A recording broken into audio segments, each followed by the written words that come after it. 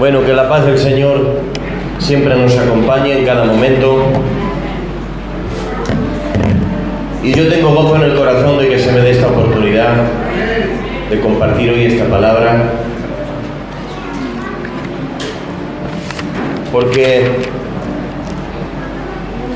considero que el corazón del hombre piensa su camino, pero el Señor endereza sus pasos. Eso dice la Biblia.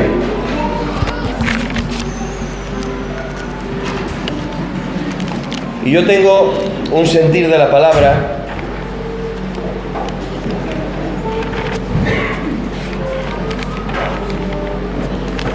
que hace un tiempo atrás, hace como un año más o menos, estuve compartiendo algo de este tema, pero compartiendo como así como un asomo, un pensamiento del tema, pero no el mensaje en sí. Entonces hoy quisiera ministrar al completo el mensaje que no prediquemos en esa ocasión. La palabra de hoy es acerca de la justicia de Dios. ¿Cuántos le sirven a un Dios justo? Aleluya. ¿Y cuántos además se gozan y se alegran en servirle y en adorarle a un Dios justo? La Biblia dice, Romanos 14:17, porque el reino de Dios no es comida ni bebida, sino justicia, paz y gozo en el Espíritu Santo. No es comida ni bebida. El carácter de este reino que pertenece a este rey es este: justicia. Dios es un Dios justo en todo lo que hace, en todo lo que Él habla, en todo lo que Él piensa, en todo lo que Él determina. Dios es justo. Los que entienden dicen que se puede definir la palabra justicia como la perfección de Dios y la fidelidad de Dios consigo mismo y con sus pactos. Justicia se puede definir como la perfección de Dios y su fidelidad hacia sí mismo. Salmo 89:14 dice: justicia y equidad, o justicia y juicio, son el cimiento de su trono. Aleluya. Y esto es una buena noticia para el que vive en obediencia a Dios y una muy mala noticia para el que vive en pecado. Dios es justo.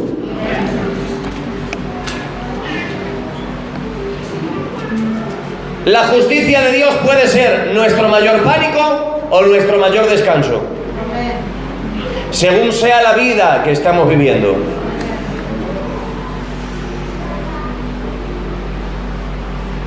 Aún la justicia de la tierra,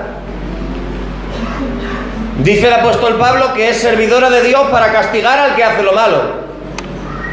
Y dice: ¿no quieres temer el castigo? Pues haz lo bueno y tendrás tu alabanza de ella.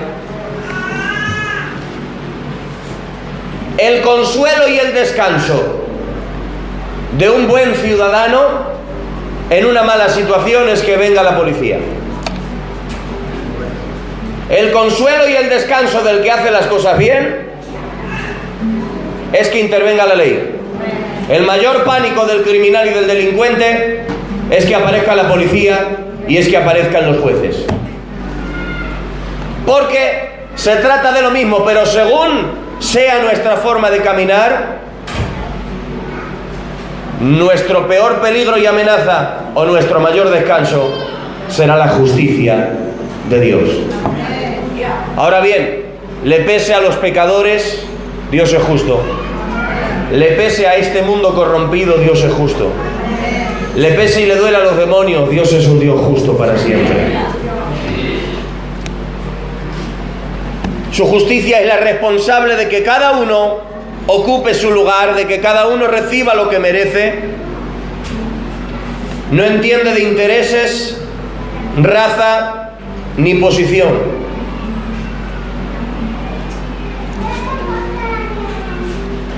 La justicia es un valor absolutamente puro y que está completamente divorciado de las preferencias y los deseos del hombre. No entiende de lazo familiar, no entiende de lazo de amistad. La justicia está al margen, completamente libre de todo compromiso humano. Por eso el símbolo de la justicia con el que los tribunales simbolizan a la justicia es una balanza. La justicia aparece en todo símbolo que usted vea sobre temas judiciales. Es una balanza en manos de una mujer con los ojos vendados. Una balanza en manos de una mujer con los ojos vendados. Porque está diciendo, el peso se le dará a cada uno según su peso. La balanza pondrá cada peso en su lugar. Y la justicia tiene los ojos cerrados porque no conoce a nadie para compincharse con él.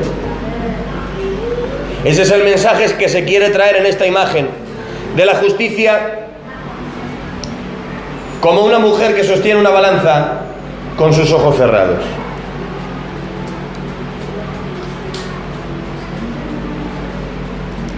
De la justicia podemos decir, darme unos minutos más para plantear este tema, que justicia es mucho más que legalidad. ¿Por qué? Porque cuando las leyes se corrompen, lo injusto se convierte en legal.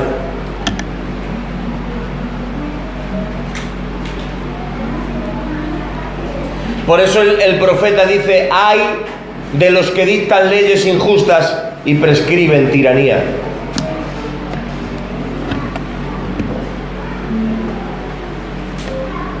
Porque justicia va más allá de legalidad. Hoy en nuestros días, sacar a una familia de su casa, dejarles sin techo porque se quedaron sin trabajo y no han podido llegar a pagar lo que tenían que pagar, es legal. Pero pregunto, ¿es eso justo?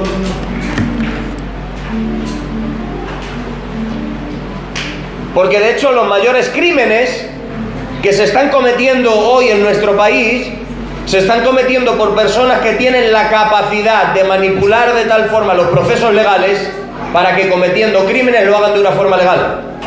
Luego entonces, justicia no es legalidad solamente. Justicia no solo es la aplicación de un castigo.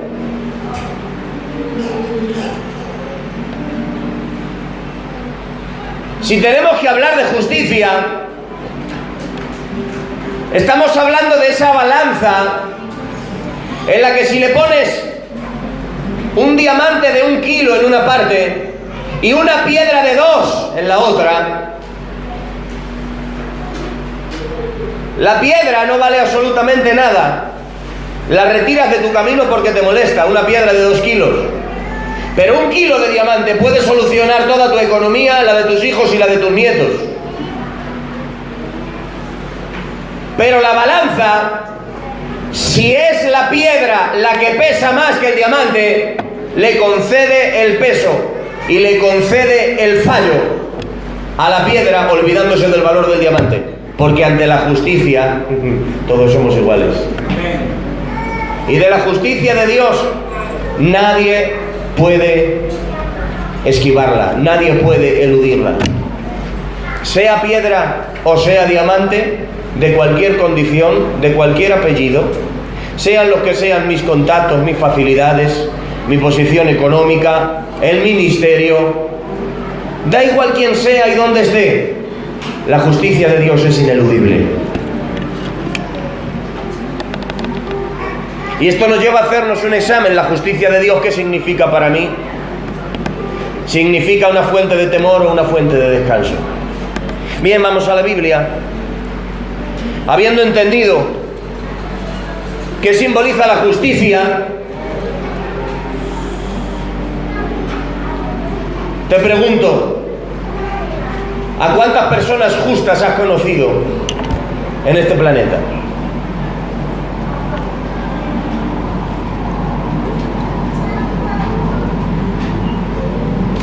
Una de las cosas que vengo a compartirte en este día es que tenemos la tendencia natural a ser injustos.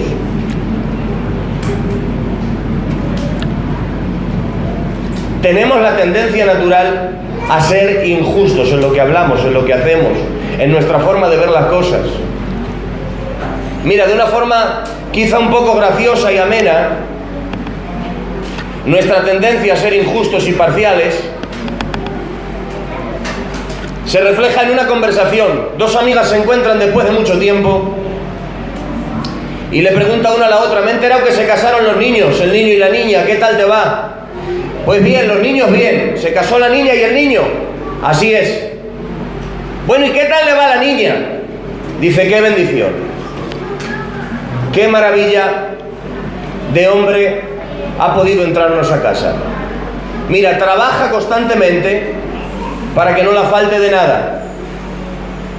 La lleva en palmitas, no sabe dónde ponerla.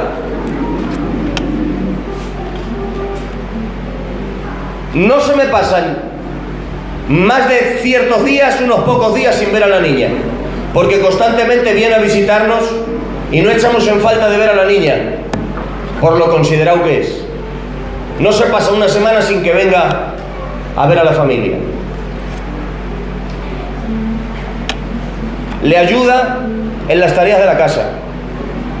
Y encima de todo, para que ella pueda hacer las cosas más tranquila, a la salida del trabajo recoge a los niños en el colegio. Ay, pues qué bien, enhorabuena. ¿Y al niño qué tal le va? Dice: ay, qué pena de mi hijo. Qué pena tengo por mi hijo. Se tiene que matar todo el día a trabajar para darle los caprichos a su mujer. Tiene que ir a la casa de su suegro a la fuerza una vez a la semana, porque si no ya tiene un problema con ella. Encima de todo lo que trabaja, la tiene que ayudar en las cosas de la casa. Y para que la chica no se canse y no se estrese, a la que sale del trabajo tiene que coger a los niños del colegio.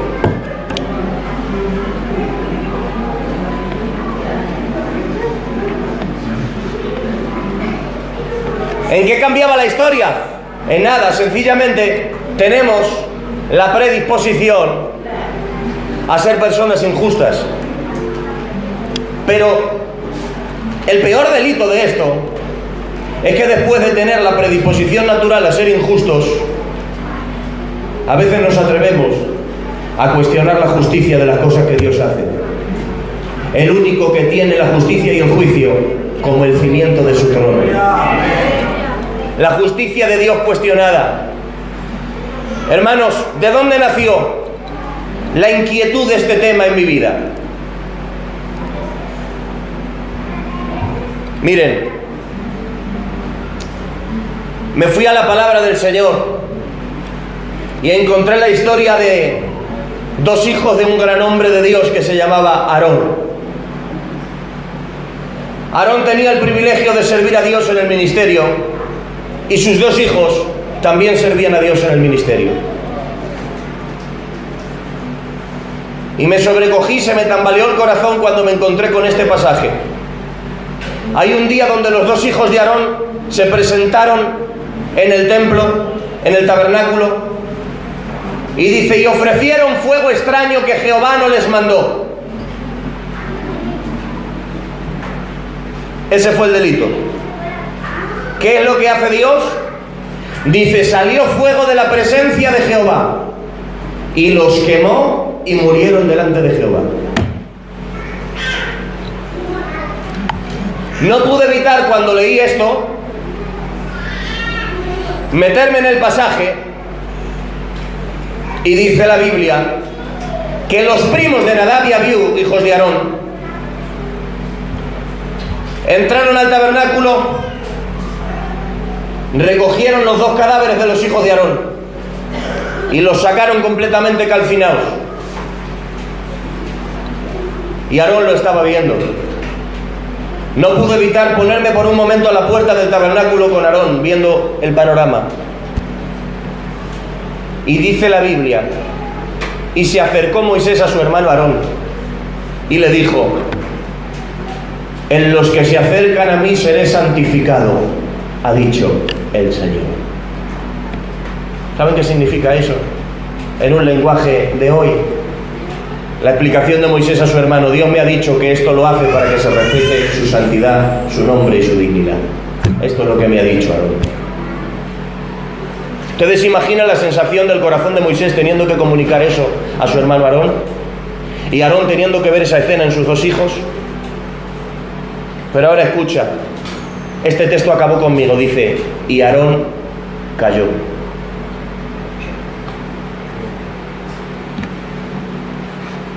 Y Aarón cayó.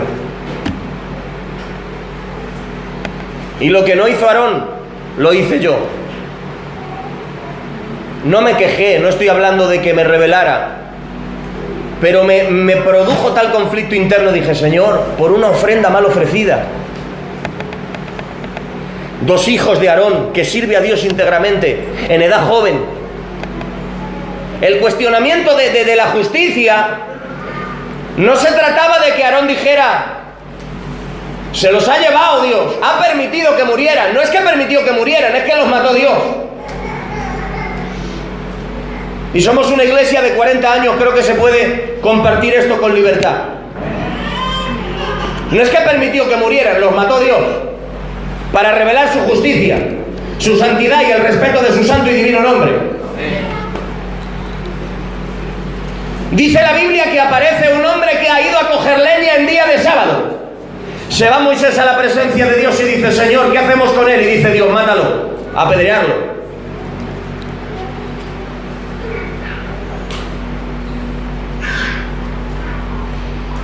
¿Qué tiene que decir el hombre ante esto?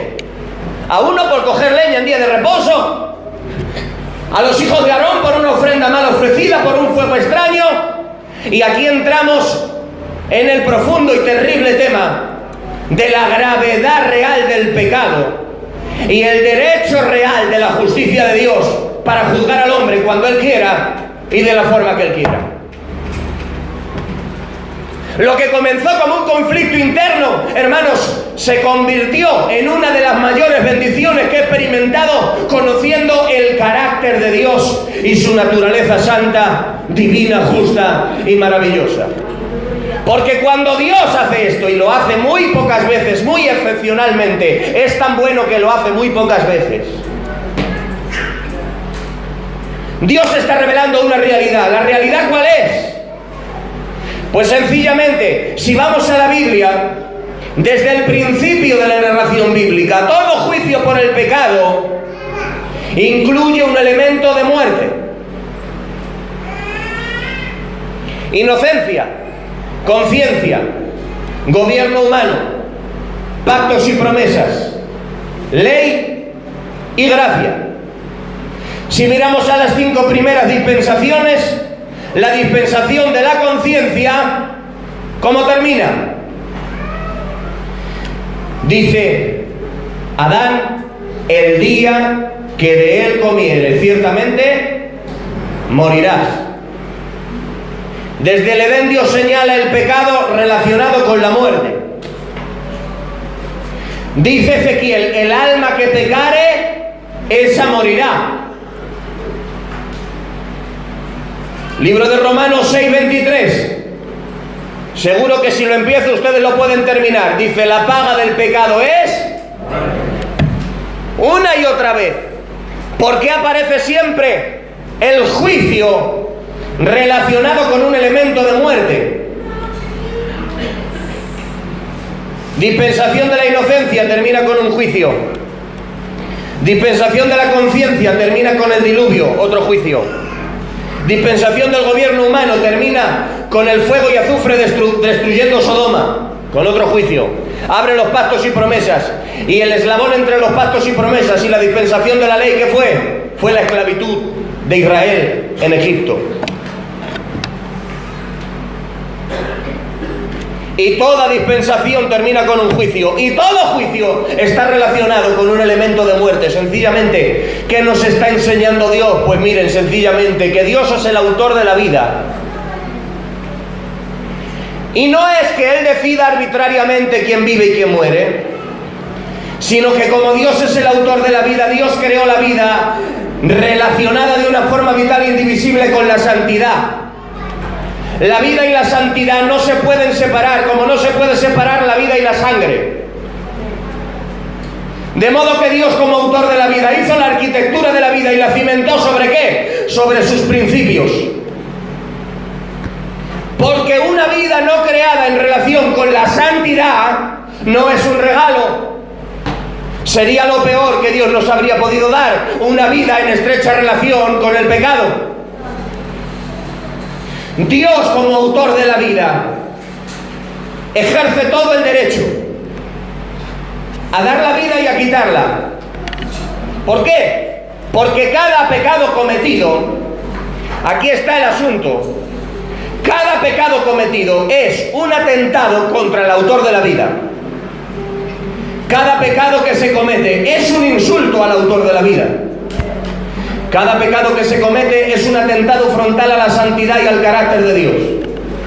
Cada pecado que se comete es una forma de decirle a Dios: hay una alternativa mejor que la que tú has propuesto, hay otra forma de vivir que la que tú has mandado. De modo que, ¿qué ocurre? Sencillamente, el pecado quita el derecho a vivir, porque Dios es el autor de la vida. Y el que peca, automáticamente pierde el derecho a vivir. Nadie se asuste, todo esto termina teniendo relación y coherencia unos minutos más adelante en este mensaje que estás escuchando en este día. El que peca automáticamente pierde el derecho a vivir, porque Dios es el autor de la vida, y la vida se vive como Él dice, o no hay vida. La pregunta es: ¿cuántas veces necesita robar un ladrón para ir a la cárcel?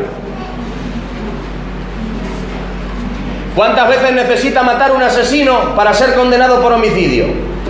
¿Necesita toda una vida matando? ¿El ladrón necesita toda una vida robando? No, ¿cuántos delitos hacen falta?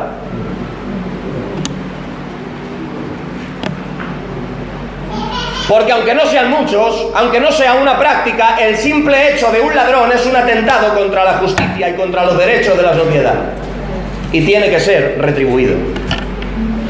Porque cada asesinato de un asesino es un atentado derecho ¿contra qué? Contra el derecho a vivir de la persona que mató. Y yo pregunto, ¿cuántos pecados hacen falta para merecer la muerte y el infierno? Vamos al principio, ¿cuántos pecados hicieron falta para que los echaran del huerto del Edén?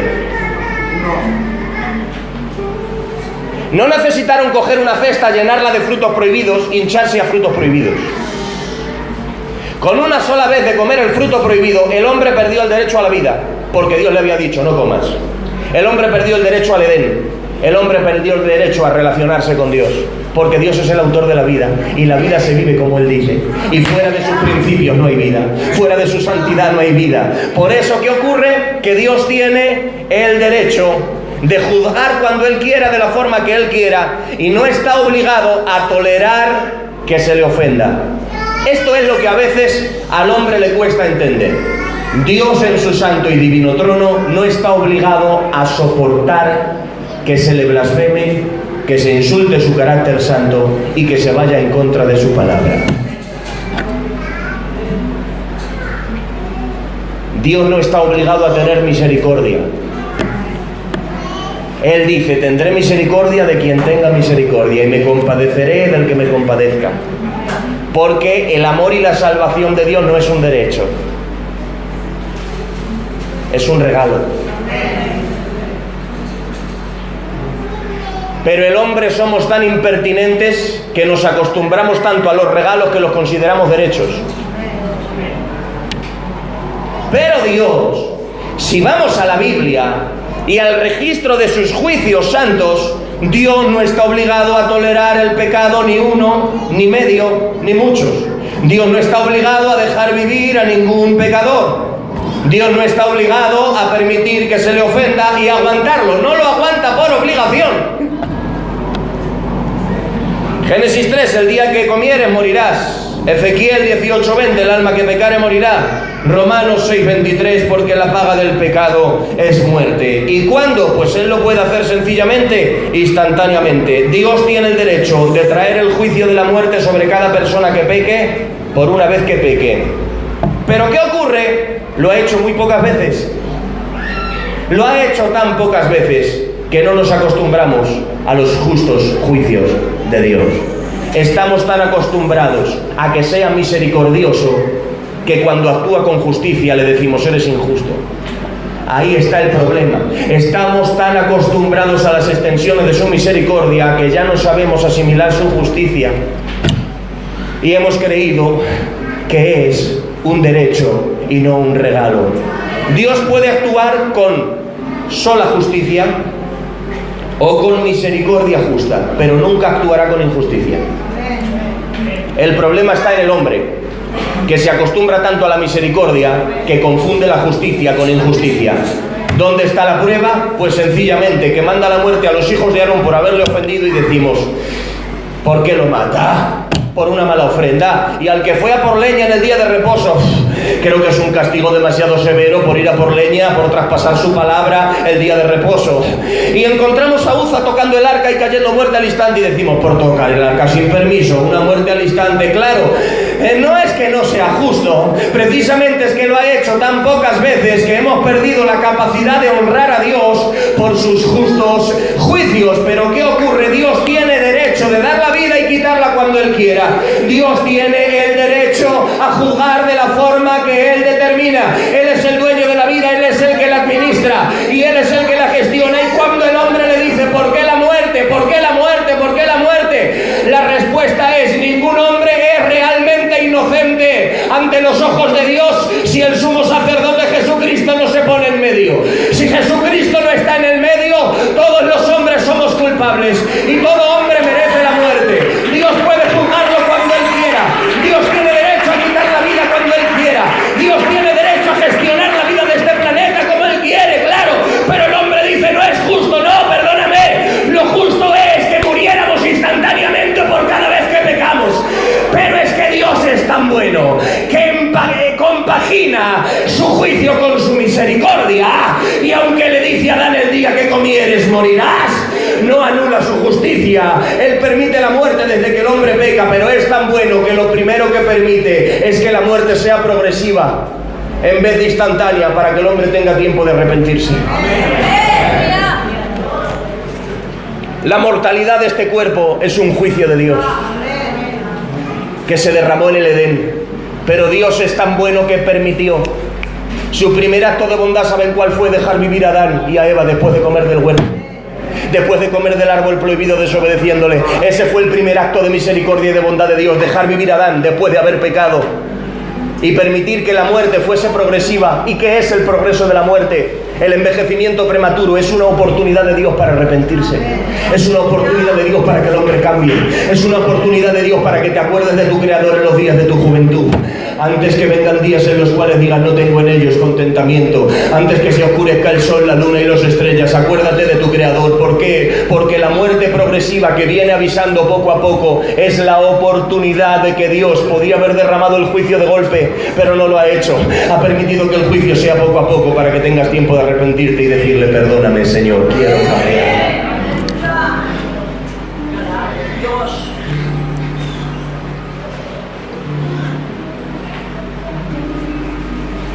El primer acto de misericordia fue librar a Adán de la muerte instantánea.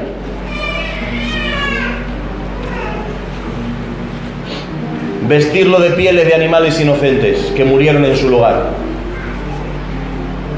Y darle al hombre todo el tiempo de la vida mientras la vida se apaga, para que tenga tiempo de ponerse en paz con Dios. Y desde entonces, ¿sabes qué dice eso? Que cada pecador que permanece con vida, si has pecado y sigues vivo, es un testimonio de que Dios es bueno. Amén.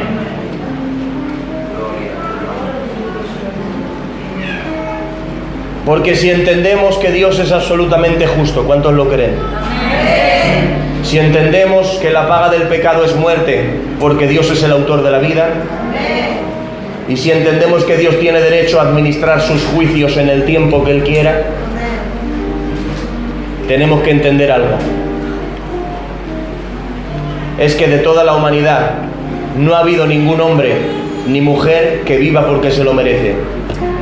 Pero solo hubo uno que tuvo verdadero derecho a vivir.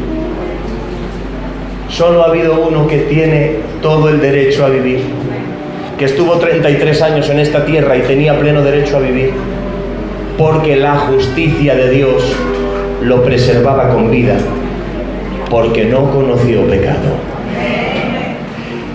Solo hubo uno que no necesitó la gracia y el perdón del Padre. Solo hubo uno que mereció realmente la vida con todas las letras. Toca, por favor. Pero ¿saben qué es lo glorioso de esto? Que solo hubo uno que merecía vivir.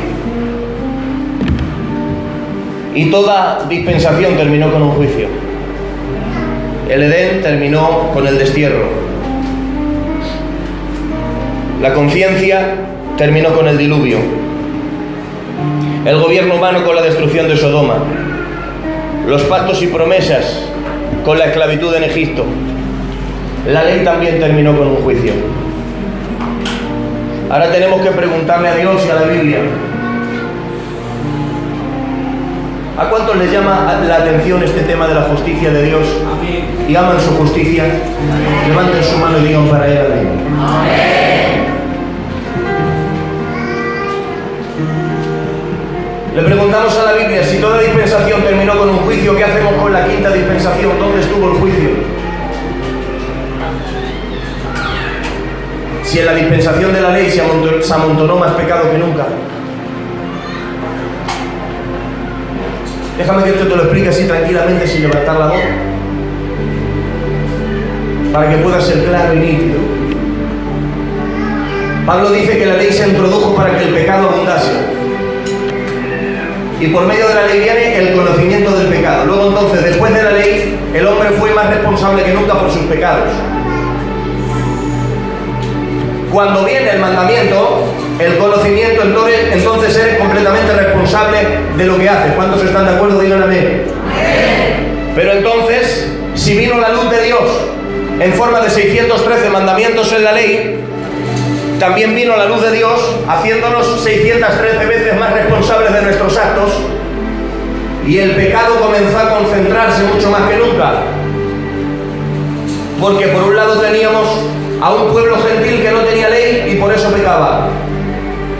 Y por otro lado teníamos un pueblo de Israel que tenía ley, pero constantemente la transgredía y ofendía al Dios de la ley.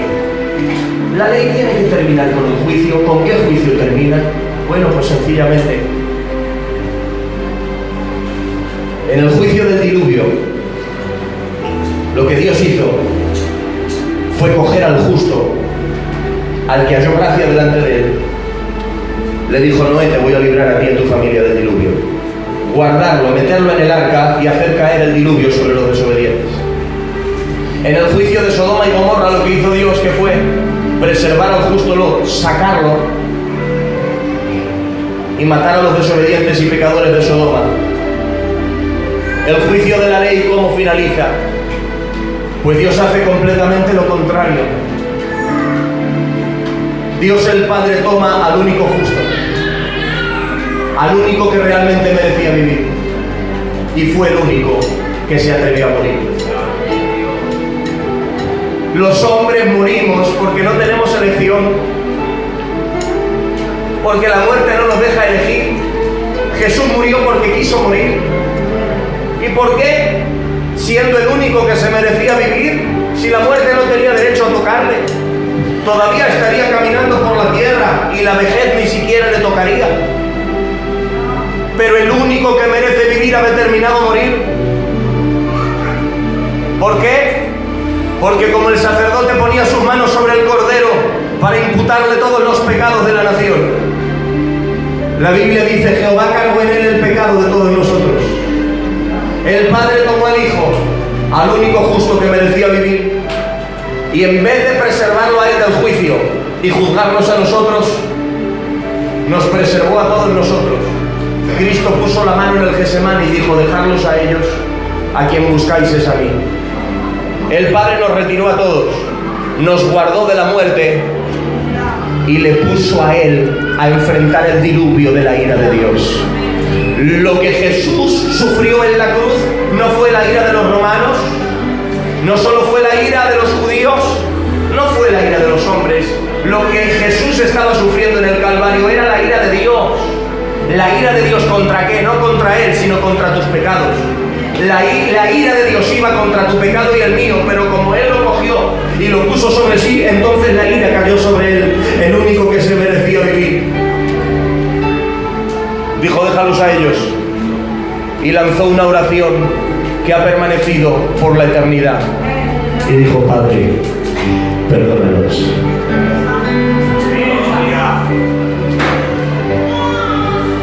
En la cruz estamos viviendo el diluvio al revés. Todos los pecadores estábamos con vida en el arca de su misericordia. Jesús se puso en la cruz y empezó a caer todo el diluvio sobre él. Y el Salmo dice: todas tus ondas y tus olas han pasado sobre mí. ¿Por qué me has desamparado?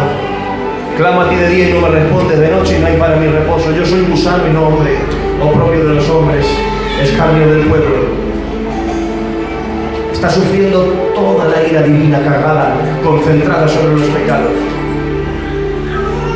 Lo relata Isaías 53, 730 años antes, pero lo relata como un hecho que ya ocurrió. Despreciado y desechado entre los hombres, varón de dolores, experimentado en quebranto. Y como que escondimos de él el rostro, fue menospreciado y no lo estimamos.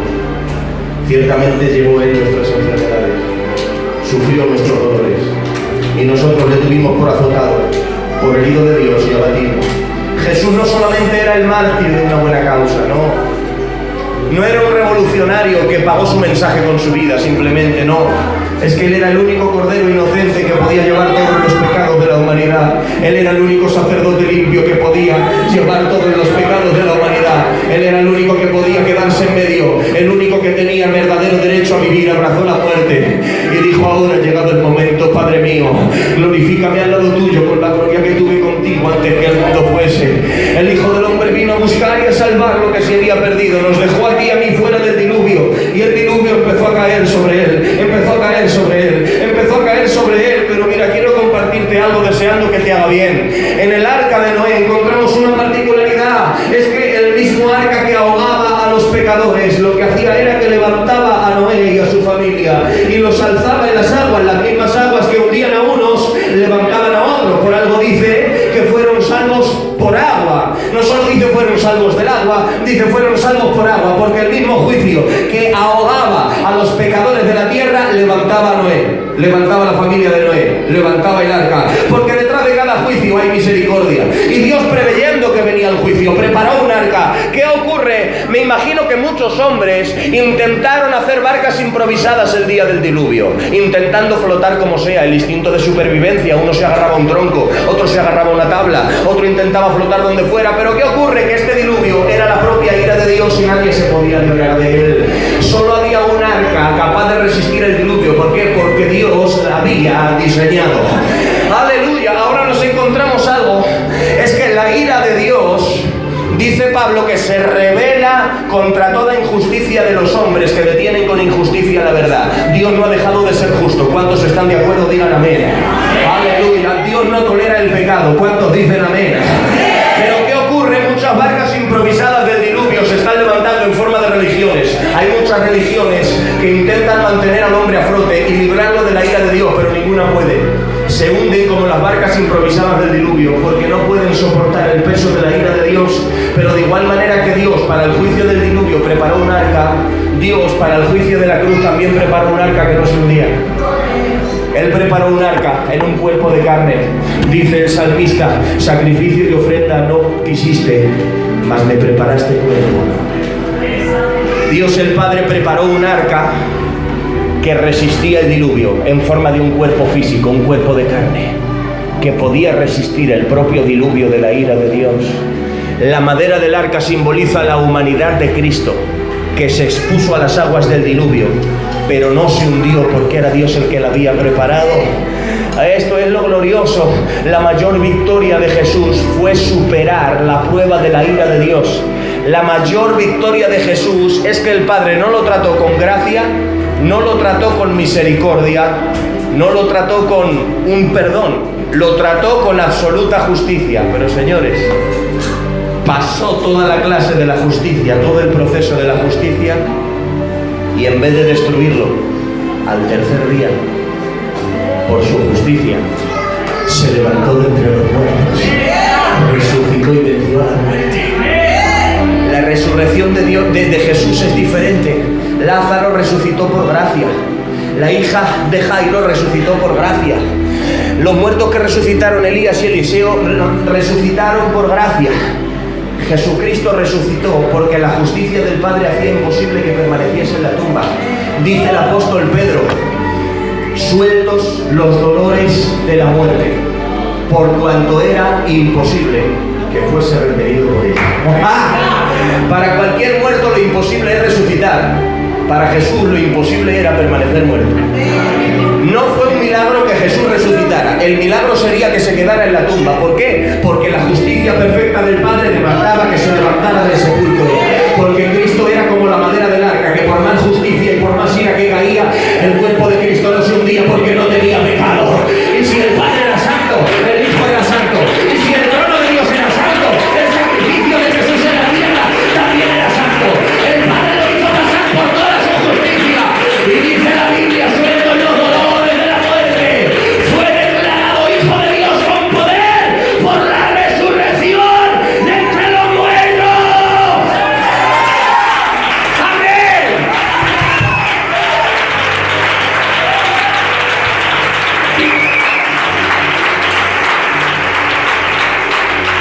Dios es tan bueno que dio a su Hijo por nosotros, pero Dios es tan justo que su Hijo tuvo que morir para poder salvarnos. Pero es que Dios también es tan justo que después de 3 días muerto, después de haberse hecho hombre, se levantó de la tumba. ¿Por qué? Porque la muerte de Cristo era un sello de la justicia del Padre, pero la resurrección de Cristo era un sello de la justicia del Hijo.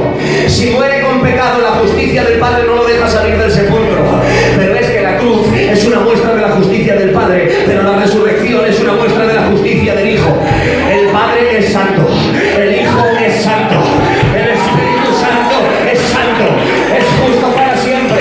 Nadie puede anular su justicia, nadie puede manchar su justicia. Yo me gozo en esto. Nadie puede alterar la justicia de Dios. Él es justo y siempre lo será. Se ponga el mundo como se ponga, cambie el hombre lo que cambie. Hay uno que es el mismo ayer, hoy y por los siglos. Dios sigue siendo justo.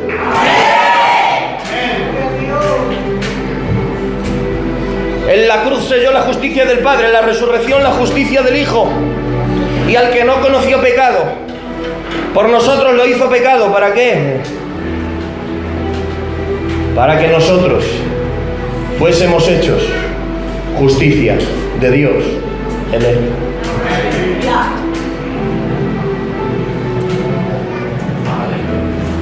¿Por qué? Porque solo había un arca que podía resistir el diluvio, solo una.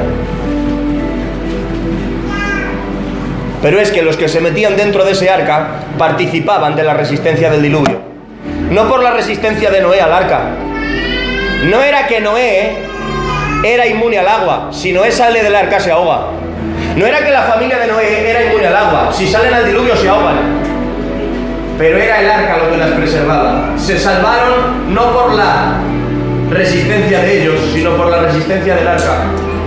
Si la ira de Dios no te ha destruido, no es por tu rectitud moral, no es por la familia de la que vienes, no es por los buenos detalles que tienes con la gente, no es por tus buenas obras, es porque estás dentro de un arca que te preserva, estás dentro de un arca que te mantiene, estás dentro de un arca que puede soportar toda la justicia divina y manifestarla en ti. Si estamos vivos es por la justicia del Hijo, no por la nuestra. Dice Pablo: y persigo ser hallado en él no con mi propia justicia, que es por la ley, sino con la justicia que es de Dios por la fe. Amén. ¡Aleluya! Hoy estamos vivos. El diluvio de su ira no nos ha destruido porque estamos en el único arca capaz de resistir.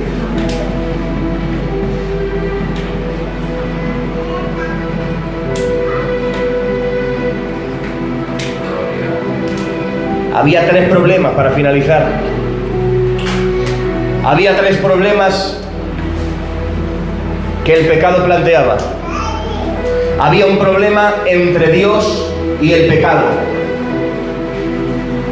Dios es santo y no tolera el pecado. Por tanto, había un problema entre Dios y el pecado y se necesitaba propiciación. Satisfacer la justicia de Dios. Había un problema entre el hombre y el pecado, porque el pecado tenía esclavizado al hombre. Se necesitaba redención para rescatar al hombre de su pecado. Y había un problema entre Dios y el hombre. La relación estaba rota y se necesitaba reconciliación. Y hermanos, ¿creen que estas 3 necesidades puede haber algún sistema religioso que las satisfaga? ¿Puede haber alguna bondad humana que satisfaga estas 3 necesidades? Propiciación, redención, reconciliación. Solo ha habido uno.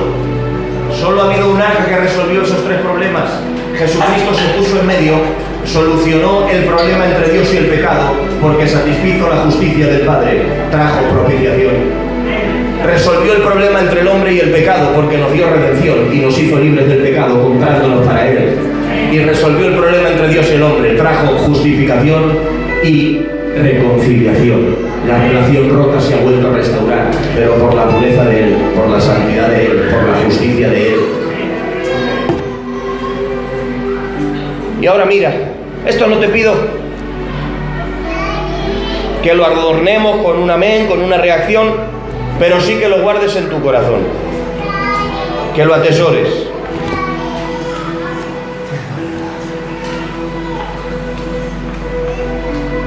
La justicia de Dios hizo un intercambio divino.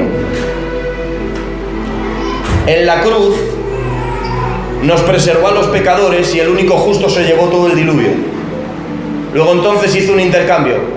Tu pecado y tu castigo lo llevó sobre él. Pero es que ahora hay otro intercambio. Jesús cumplió toda la voluntad de Dios el Padre. Y al haber cumplido toda la voluntad de Dios el Padre, le pertenecían todas las bendiciones de Dios el Padre. No por gracia, sino por justicia. Jesucristo merecía justamente todas las bendiciones y todo el favor de Dios el Padre. Pues el intercambio ha sido este. El pecado y el castigo que iba para ti lo llevó sobre él en la cruz. Y ahora él ha cogido sobre ti y todas las bendiciones y la obediencia que era suya te la ha imputado a ti, para que vayas delante del Padre y que cuando el Padre te vea, en la cruz le trató a él como si fueras tú, pero en el trono de la gracia te trata a ti como si fueras él. Ha cogido toda su obediencia y la ha puesto sobre ti. Ha cogido toda su bendición y la ha puesto sobre ti. ¿Por qué te crees que después de tantísimos errores él sigue siendo paciente, perdonador, si resulta que él es tan justo que toca en el arca sin su permiso y es capaz de matar a alguien al instante? ¿Cómo es posible que ahora con nosotros sea tan paciente? Pues sencillamente porque te mira y ve la sangre de su hijo y le ve a él, ve a su hijo Jesucristo. Él es el primogénito entre muchos hermanos. Nosotros somos el producto, pero él es la fuente, él es la vida, él es el camino. ¡Amén!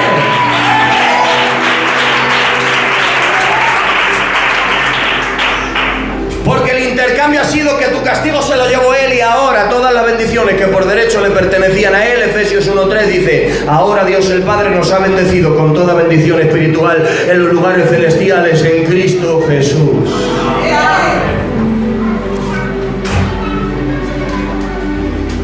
Aquí está el intercambio de su justicia y a la vez de su gracia. No solo ha perdonado a los asesinos de su hijo, es que la herencia que era de su hijo se la ha entregado a los que mataron a su hijo y nos ha hecho partícipe juntamente con él. Eso es lo que ha hecho él. Y él os dio vida a vosotros cuando estabais muertos en delitos y pecados, perdonándoos todos los pecados. Si Dios te perdona no es porque tu pecado no tenga gravedad. Tu pecado te hace merecer la muerte. Mi pecado me hace merecer la muerte. Con uno que cometiéramos quiero que entiendas algo.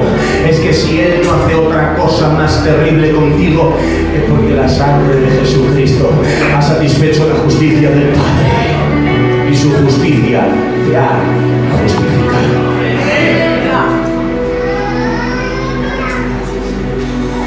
La cruz no ha cambiado la justicia de Dios, solamente la ha redirigido. Para que el castigo que iba para ti se lo llevase Él y las bendiciones que eran suyas te las llevaras tú. ¿Cuántos están agradecidos? Y si cada dispensación terminó con un juicio, tengo que decir que la dispensación de la gracia termina con un juicio. Tesalonicenses 4:14 dice que el Señor mismo, con voz de mando, con voz de arcángel y con trompeta de Dios, descenderá del cielo. La Biblia dice que ya está en acción el misterio de la iniquidad, solo que hay quien al presente lo retiene hasta que a su vez sea quitado del medio. Cristo viene. ¿Y por qué digo que esto es un juicio? Porque esto es bendición para el que se va, pero es un juicio para el que se queda. Esta dispensación también termina con un juicio. Es que Dios va a permitir que por 7 años las tinieblas gobiernen la tierra. Hermanos, y echando un vistazo al mundo, creo que está muy cerca. Viendo cómo están la política, las leyes, la sociedad, los tribunales, el momento está muy cerca. El juicio viene. Dios va a permitir que el anticristo se manifieste, que controle la tierra, que en Apocalipsis capítulo 12 Satanás se pegue un porrazo contra la tierra, vuelva a vivir en la tierra y descienda a los habitantes de la tierra con gran ira, sabiendo que le queda poco tiempo. Estos son parte de los juicios que vienen, porque Dios también es capaz de juzgar en estos tiempos. Dios sigue siendo justo. El juicio viene, es que viene un arrebatamiento donde el que se va será bendecido, pero el que se queda está experimentando un juicio. La Biblia dice, y les enviará un poder engañoso para que crean a la mentira los que no recibieron el amor de la verdad para ser salvos. Eso lo dice el apóstol San Pablo. Los que rechazan la verdad quedarán en manos de un poder engañoso que manipula sus mentes para que crean a la mentira. Si hoy no soy capaz de dejar un pecado, un vicio y una tontería, ¿cómo voy a ser capaz de que me corten la cabeza después en la gran tribulación? No, perdón. El que hoy no renuncia a un placer, mañana no va a renunciar a su vida. El que se queda, él lo pasará muy mal, porque el juicio también viene. Dice la Biblia que dice Juan, y vi a los grandes de la tierra, a los reyes y a los poderosos que decían a los montes, por favor, caernos encima de nosotros, intentar cubrirnos y ocultarnos. ¿Por qué? Dice, porque el día de la ira del Cordero ha llegado, y ¿quién podrá sostenerse en pie? La ira del Cordero, ¿cómo es posible? Yo creía que un cordero no se airaba, no se enfadaba. Bueno, pues sí, también llegará el día de la ira del Cordero. Todo el que no ha recibido su justicia en el Calvario la recibirá en su venida, y cuando venga la ira del Cordero será demasiado tarde. Pero yo me alegro en este día que hay